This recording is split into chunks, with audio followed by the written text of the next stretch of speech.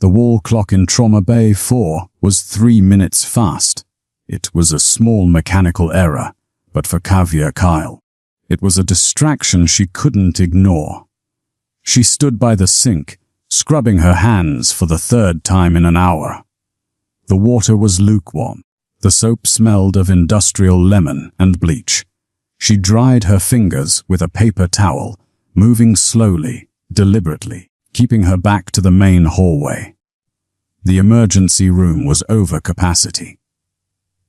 The air conditioning had failed early in the afternoon, and the heat trapped inside was heavy and wet.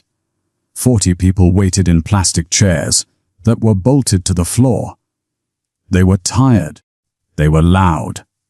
Dr. Aris Thorne, the attending physician, wiped sweat from his neck and dropped a chart onto the metal counter.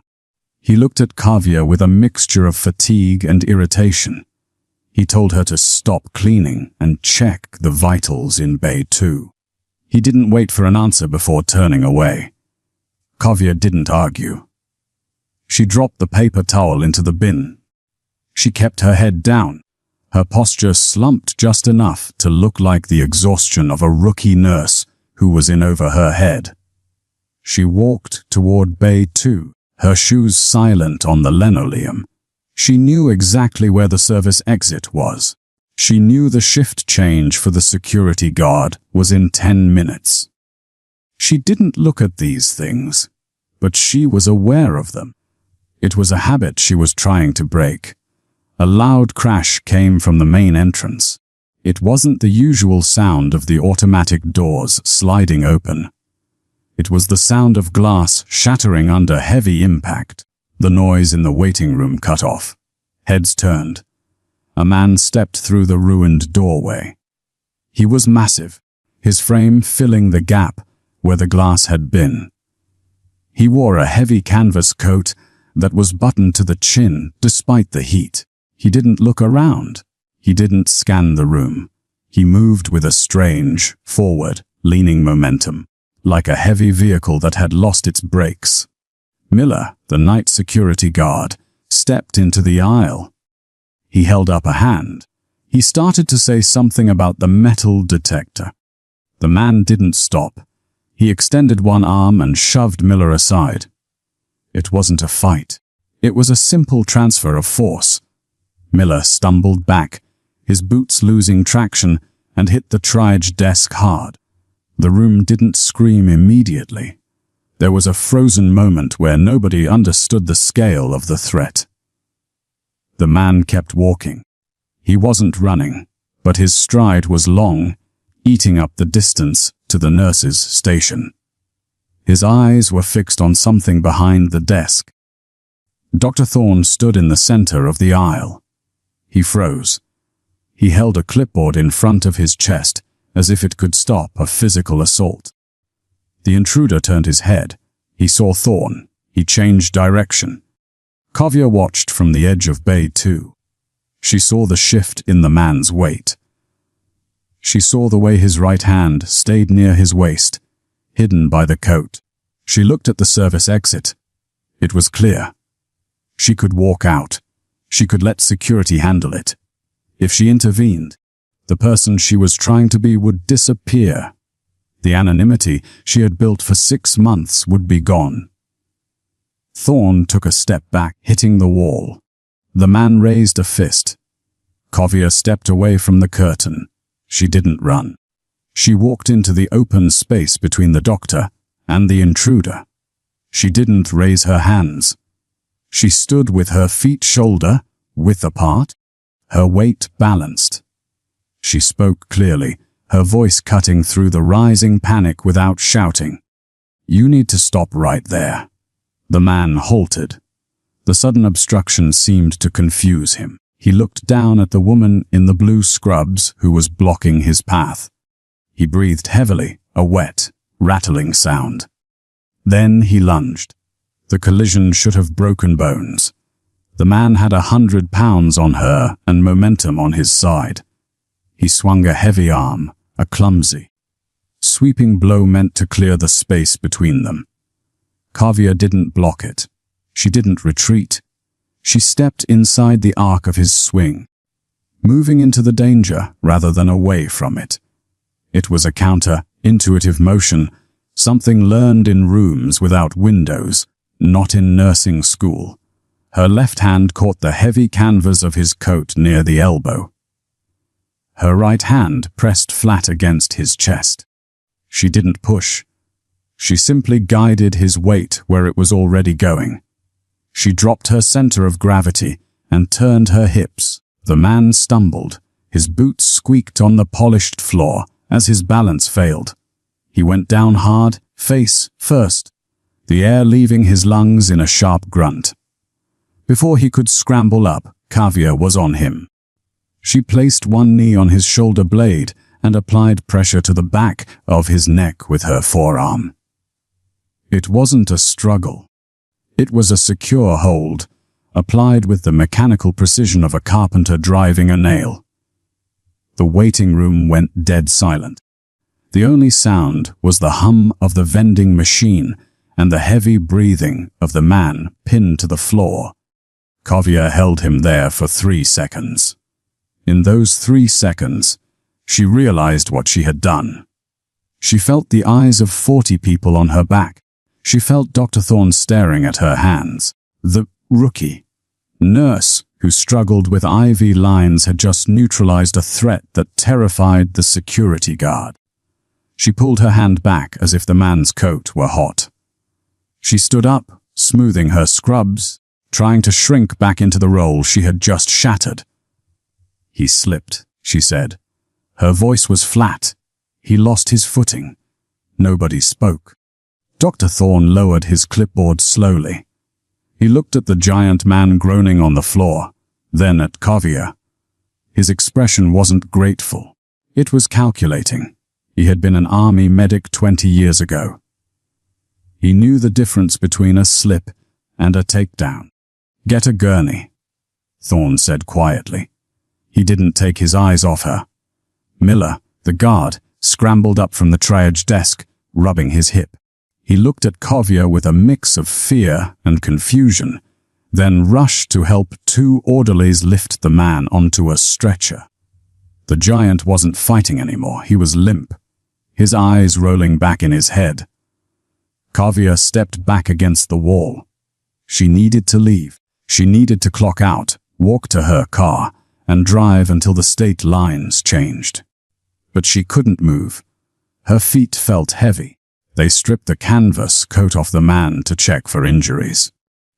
As the heavy fabric fell away, a small, metal object clattered onto the linoleum. It wasn't a weapon. It was a satellite phone, old and battered, the kind used in places where cell towers didn't reach. Thorne picked it up. He turned it over in his hand. Then he saw the man's shirt. Beneath the coat, the man was wearing a gray tactical undershirt, dark with sweat. But it was the dressing on his side that stopped the room. It was a pristine, pressure-sealed bandage, applied with professional skill. The date and time were written on the white tape in black marker. The time was written in Zulu time, military standard, and it was dated for tomorrow. The trauma bay became a closed circuit of movement and light. Doc. Thorne worked with the rhythmic efficiency of a mechanic who knew the engine was failing but refused to stop the repair. He cut away the giant's shirt, revealing a map of scars that crisscrossed the man's torso. Some were old and white, healed over years. Others were red and angry, weeks old. Thorne didn't comment on them. He simply clamped the bleeding vessel in the man's shoulder and held out his hand. "Suture," Thorne said. Kavya placed the needle driver in his palm before the word was fully out of his mouth. Thorne paused. The rhythm broke for a fraction of a second. He looked at the instrument, then at her. He didn't say anything, but the suspicion in his eyes deepened. A rookie nurse fumbled. A rookie nurse hesitated. Kavya had done neither. She stepped back, folding her hands, forcing her shoulders to slump, trying to undo the competence she had just displayed. Officer Hale arrived 4 minutes later. Hale was a heavy, set man who wore his uniform like it was a size too tight. He walked into the trauma bay with the air of someone who had already decided what happened. He looked at the unconscious man on the gurney, then at the pile of clothes on the floor. He kicked the heavy canvas coat with the toe of his boot. "We got a call about a disturbance at the gas station 3 miles up," Hale said, pulling a notepad from his pocket. "Big guy. Erratic behavior. Smashed a pump. Looks like your patient here went on a rampage." Thorne tied off the stitch and snapped the thread. "Has got a penetrating wound to the deltoid. Old injury reopened, and his pupils are pinned. Toxicology is pending, but it looks like a classic overdose." Hale nodded, satisfied. The narrative fit. A junkie, high and violent, tearing through the county until his body gave out. It was a story they saw every Friday night. It was safe. It was understandable. "I'll need to bag his personal effects," Hale said. He reached for the plastic bag containing the items from the giant's pockets. Kavya watched him. She watched the way Hale handled the sat phone without looking at the screen. She watched him pick up the 3 small glass vials that had been in the man's inner pocket. The labels were worn off, the glass scuffed. "Heroin?" Hale asked, holding one up to the light. "Likely," Thorne said, stripping off his gloves. "Would explain the aggression and the strength. We pushed Narcan. He should come around soon." Kavya looked at the monitor. The man's heart rate wasn't racing. It was slow, dangerously steady. The rhythm on the screen wasn't the chaotic flutter of an overdose. It was the forced, mechanical beat of a heart fighting against a paralytic. Those vials weren't heroin. They were atropine. The man wasn't high. He was treating himself for nerve agent exposure. She opened her mouth to speak, to tell Thorne he was treating the wrong condition, that the Narcan might actually kill him if his system was already flooded with adrenaline. But she stopped. To know that was to reveal who she was. To identify a specific military counter, agent by the shape of the vial, was not something a nurse from a community college could explain. The silence in her throat tasted like ash. This was the fracture. She could save the patient, or she could save herself. She stayed silent. The giant groaned on the table. His eyes fluttered open. They weren't hazy with drugs. They were clear, terrified, and focused. He tried to sit up, straining against the leather restraints Thorne had ordered. "Easy," Thorne said, pressing a hand to the man's chest. "You're in a hospital. You're safe. The police are here." The man didn't look at Thorne. He looked at the door. He looked at the black glass of the night outside. He started to thrash, not with aimless violence, but with a desperate, specific intent. He wasn't trying to hit the doctor. He was trying to get to the floor. He was fighting the sedative. Hale said, stepping forward, hand on his baton. "I can cuff him to the rail." "Do it," Thorne said. Kavya turned away. She walked to the security monitor mounted on the wall near the nurse's station. It was playing back the footage of the breach. She watched the recording in black and white silence. On the screen, the giant walked through the doors. She watched the moment of impact again. The police and Thorne believed he had smashed the door to get in, a mindless act of destruction. Kavya hit the rewind button. She played it frame by frame. The giant didn't hit the glass. He hit the control panel on the interior wall. He didn't break the lock to open it. He crushed the circuit board that controlled the sensor. The realization hit her with a cold, quiet shock. He wasn't breaking in to attack the hospital. He had disabled the door so it wouldn't open from the outside. He wasn't an invader. He was barricading them in. "He's secure," Hale announced from the bay. "One distinct suspect in custody." Thorne nodded, writing on his chart. "Good. Let's get the waiting room cleared. It's over. They were wrong." Kavya looked at the dark street on the monitor. The giant hadn't brought the danger with him. He had run ahead of it. And now, with the door broken and the lights shining, they were all sitting in a glass cage, waiting for whatever had chased a 7-foot soldier across a time zone to catch up. The silence in the ER was deceptive. It was the heavy, suffocating quiet of a pressure vessel waiting for a crack. Officer Hale sat on the edge of the triage desk, filling out an incident report with a slow, heavy hand. He had already decided the narrative: drug-induced psychosis, property damage, swift resolution. He was comfortable with that story. It didn't require him to look at the dark windows. Dr. Thorne moved to the sink. He washed his hands, the water running loud in the stainless steel basin. He was angry. Kavya could see it in the set of his shoulders. He didn't like mysteries in his trauma bay. He liked protocols. He liked answers that fit into diagnostic codes. The giant man, strapped to the gurney and sedated, was a variable he couldn't solve, and he blamed Kavya for the unease in the room. Kavya stood by the medication cart. Her hands were still, but her pulse was hammering a warning rhythm in her ears. She looked at the plastic evidence bag Hale had left on the counter. The 3 vials inside were amber glass, the labels scratched off. She reached out. She didn't look around.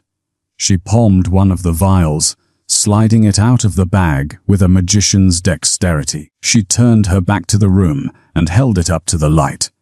There was a faint, etched lot number on the bottom of the glass. Diode A77, Department of Defense.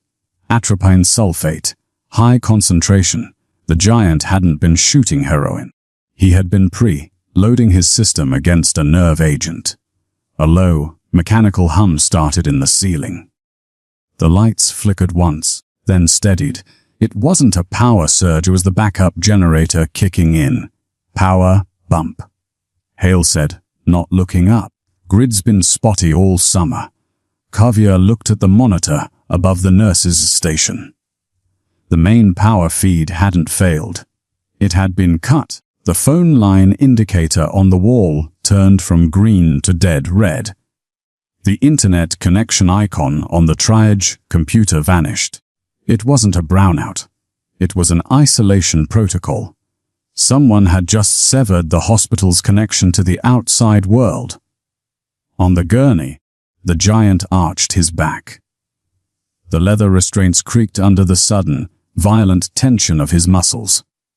The heart monitor, which had been beating a slow, drugged rhythm, spiked into chaos. "Seizure!" Thorne turned, water dripping from his hands. "Get the Ativan." 2 milligrams. Kavya didn't move toward the sedative. She looked at the monitor. The man's heart wasn't just racing, it was fibrillating. Overdose. Theory was killing him. If Thorne pushed a sedative now, on top of the chemical attack happening inside the man's nervous system, his heart would stop in less than 60 seconds. "He's not seizing," Kavya said. Her voice was low, but it carried across the room. "He's crashing. It's cholinergic crisis." Thorne froze. He looked at her, his face flushing with the indignation of an expert challenged by a novice. "He's a junkie, Kyle. Give him the Ativan. That is an order." "No."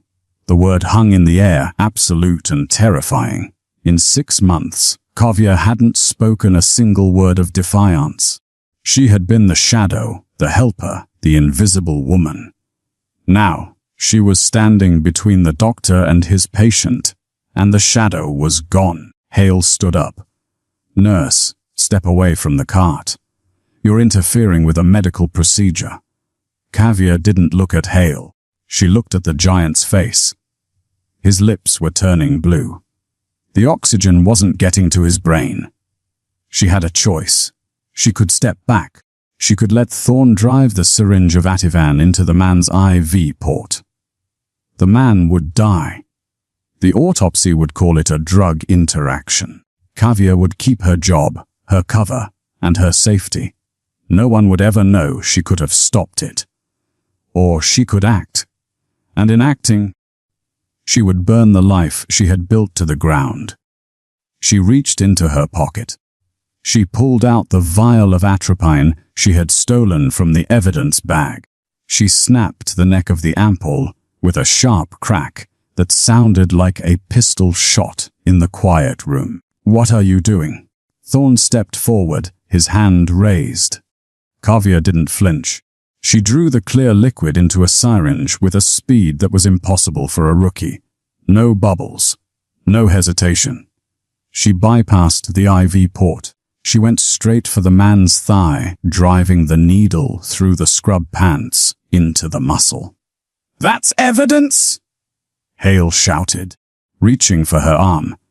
She sighed, stepped him without looking, a fluid shift of weight that left him grabbing at air. She depressed the plunger. "Call it," she said to Thorn. Her voice wasn't asking. Thorn stared at the monitor. He opened his mouth to reprimand her, to fire her, but the sound died in his throat. The chaotic spike on the screen smoothed out. The jagged, fatal rhythm organized itself into a strong, steady beat. The giant's back relaxed. He took a deep, shuddering breath, his lungs clearing. The room was silent. The only sound was the steady beep, beep, beep, beep of the monitor. Thorn looked from the screen to the empty vial in Kavya's hand. He looked at the way she held the syringe, like a weapon, not a tool. He looked at her eyes. The exhaustion was gone. The fear was gone. In their place was a cold, hard intelligence that didn't belong in a rural emergency room. "You knew," Thorn said quietly. "You knew exactly what that was." "How?" Kavya set the syringe down on the metal tray. The metal clinked against metal. It was the sound of a door closing. She had saved the man, but she had lost herself. "We need to move him," Kavya said, ignoring the question. "And we need to lock the loading dock." "Why?" Hale demanded, his hand resting on his holster. "Because you say so." "Because?" Kavya said, looking at the black windows where the world used to be. "The power didn't fail, officer. It was cut, and whoever cut it is coming in." The emergency lights turned the hallway into a tunnel of green shadows. The only sound was the low, grinding hum of the backup generator vibrating through the soles of Kavya's shoes. Officer Hale moved toward the loading dock doors. He held his flashlight like a hammer, his other hand hovering near his holster. He was sweating. He looked back at Kavya, his face pale in the dim light. He told her to stay back. He said it with the shaky authority of a man who was used to writing traffic tickets, not clearing buildings. Kavya didn't stay back. She walked 5 paces behind him, staying close to the wall. She watched the gap at the bottom of the steel doors. She watched the way the dust motes settled in the air. Hale reached for the push bar. "Don't," Kavya said. Her voice was barely a whisper, but it carried a weight that stopped his hand for a second. Hale shook his head. He needed to secure the perimeter. That was the procedure. He pushed the bar. The door didn't click open. The glass safety window shattered inward with a sharp, wet crack. Hale jerked back as if he had been stung. He grabbed his shoulder, his boots slipping on the linoleum. He didn't scream. He just stared at the blood soaking through his uniform shirt in confusing silence. He slid down the wall, his service pistol clattering across the floor, spinning to a stop near the baseboard. A man stepped through the broken door. He wasn't a giant. He wasn't a monster. He was just a man in dark clothing, holding a compact rifle tight against his chest. He moved with a terrifying economy of motion. He didn't look at Hale. He raised the barrel toward Dr. Thorne, who stood frozen in the center of the hallway. Thorne didn't move. He held a chart in his hands like a shield. He looked at the gunman, then at the floor, waiting for the end. Kavya didn't think about the cost. She didn't think about the 6 months she had spent learning to smile, learning to fumble with IV bags, learning to be invisible. She looked at the gun on the floor. She looked at Thorne. The math was simple. The doctor would be dead in 2 seconds. She stepped forward. She picked up Hale's pistol. The grip was warm. The weight was familiar.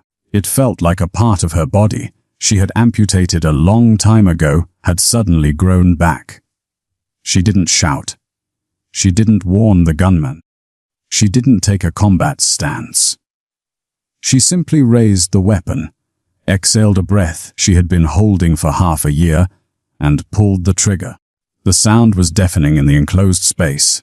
1 shot. The gunman dropped. He didn't fly backward. He simply folded, his legs giving out. The rifle hitting the floor with a metallic clatter. Silence rushed back into the hallway, ringing and heavy. Kavya lowered the gun. Her hands didn't shake. That was the worst part. Her hands were perfectly steady. She looked at the man on the floor, then at Dr. Thorne. Thorne wasn't looking at the dead man. He was looking at her. He was looking at the way she held the weapon, finger indexed along the slide, barrel low and ready. He looked at her face, searching for the nervous, clumsy nurse he had yelled at an hour ago. She wasn't there. Thorne asked. His voice cracked. Kavya engaged the safety on the pistol. The click sounded like a bone breaking. She placed the gun on the triage cart. She didn't look at Thorne. She couldn't. She looked down at her scrubs. There was a speck of gunpowder residue on her sleeve, a small, black mark on the navy blue cotton. It wouldn't wash out. Check Hale, Kavya said. Her voice was flat, empty of the warmth she used for patients. Pressure dressing. He's losing volume. Thorne didn't move immediately. He stayed pressed against the wall, staring at her with a look that wasn't gratitude. It was fear. He had seen people die before, but he had never seen someone kill with that kind of quiet, practiced indifference. Kavya turned away. She walked toward the nurse's station to get the trauma kit. She walked with her head down, but the heavy, sliding gait of the tired nurse was gone. She moved with a purpose that terrified the room. The silence stretched out, filling the space between them. The threat was down. The hospital was safe, but the lie was over. The silence in the hallway was heavier than the gunfire. It wasn't peaceful. It was the ringing, stunned emptiness that follows a car crash.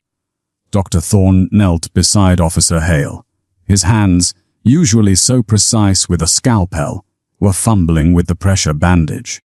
He was a good doctor, a rural trauma specialist who could handle farm accidents and car wrecks. He wasn't built for this. He kept glancing at the dead man on the floor, then at Kavya. His eyes didn't hold relief. They held a profound, quiet confusion. Kavya didn't help him. She knew that if she touched Hale now, Thorne would flinch. She had crossed a line that couldn't be uncrossed. Instead, she moved to the dead gunman. She crouched down, her movements efficient, checking for a wallet, a phone ID. She found nothing. No wallet, no phone, just a laminated card in the front pocket of his tactical vest.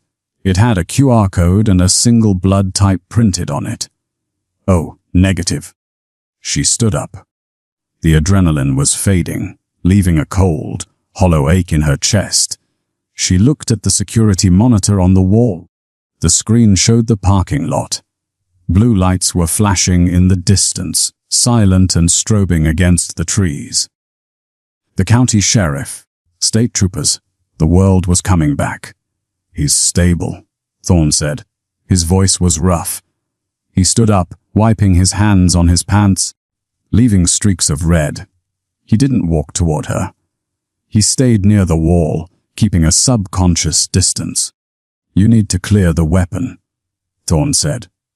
He pointed to the pistol on the cart. Before the police come inside. Kavya looked at the gun. She picked it up, dropped the magazine, and racked the slide. The unspent round clicked onto the floor. It spun like a coin and settled near the dead man's boot. Who are they? Thorne asked. He wasn't asking about the intruders. He was looking at her hands. And who are you? Kavya didn't answer. She couldn't give him the lie anymore. The nurse from the community college didn't know how to clear a jam or drop a target at 20 feet. But she couldn't give him the truth. The truth was a file in a basement in Virginia that didn't exist.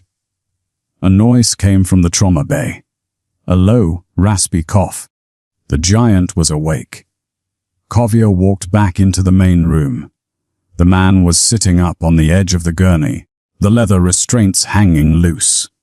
He hadn't broken them. He had picked the locks. He held his side, his face grey with pain. But his eyes were sharp. He looked at Kavya. He looked at the gun on the cart. He didn't thank her. He didn't ask for a doctor. You're retired, the giant said. It wasn't a question.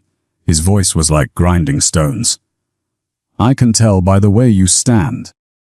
You're waiting for orders that aren't coming. Thorne followed her in. He stopped at the foot of the bed. He looked from the giant to Kavya. The connection was visible in the air between them. They were two of a kind, creatures from a different world who had crashed into his quiet emergency room. You know him? Thorne asked Kavya. The betrayal in his voice was quiet and final. No, Kavya said, and it was the truth. She didn't know his name. She didn't know his mission, but she knew what he was. The giant looked at the security monitor. The blue lights were closer now. He looked at Kavya. They aren't here for me, the giant said. Kavya froze. She looked at the man. What? The team at the door, the giant said, nodding toward the hallway where the body lay. They weren't sweepers. They were spotters.